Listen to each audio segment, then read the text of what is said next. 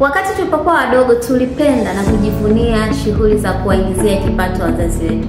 Tuliona zinatufaa kwa sababu tulipata mahitaji yetu yote tuliokuwa tunahitaji kwa kipindi kile. Yaani tulikula, tulivaa, tulilala, tulisoma na mahitaji yote muhimu tuliokuwa tunahitajika kile. Kwa hiyo hatukuona shida kusema baba ni mkulima, mama ni fundi cherehani, baba ni fundi washi na shughuli zinginezo ambazo kwa kizazi hiki huonekana kama shughuli duni ambazo hazina kipato kizuri. Lakini mambo yamebadilika sana kipindi hiki, mahitaji yameongezeka. Zamani mahitaji muhimu ilikuwa kula, kuvaa, kuenda shule na kulala. Lakini wakati huu wa maendeleo makubwa ya sayansi na teknolojia, mahitaji muhimu yameongezeka zaidi. Hivyo wakati mwingine kufanya shughuli hizo kuwa kana kwamba hazitoshelezi mahitaji ya watoto wetu. Na watoto wengi waliotoka katika familia hizo wameona aibu, hata kuchukia na kutokujivunia shughuli zinazowaingizia kipato wazazi wao. Na wengi wamekuwa wakisoma ili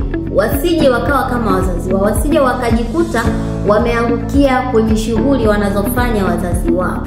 Lakini nina jambo muhimu la kukushauri. Kwanza mzazi, mfundishe mtoto wako kuheshimu shughuli inayokuingizia kipato, kwani ndio imemfanya afike mahali alipofika. Usione haya wala kuidharau shughuli yako wewe mwenyewe, kwa sababu kupitia shughuli hiyo unaweza kuvunja cheni ya umaskini katika familia yenu. Hakikisha unawekeza ujuzi, maarifa yote ulionayo kwa mtoto wako. Kama unajua kufanya kitu fulani kwa ustadi, hata kama ukusomea, wekeza hiyo elimu na huo ustadi kwa mtoto wako. Wekeza huo ujuzi kwa mtoto wako. Na wewe kijana, usidharau shughuli ya mzazi wako iliyokufanya ukafika hapo. Huenda umepata elimu ya juu, huenda umepata ujuzi na maarifa mengi kupitia shughuli duni ya mzazi wako. Lakini cha kukuambia ni kwamba elimu haikusaidii tu kwenda kuajiriwa katika taasisi mbalimbali kubwa na kulipwa vizuri. Elimu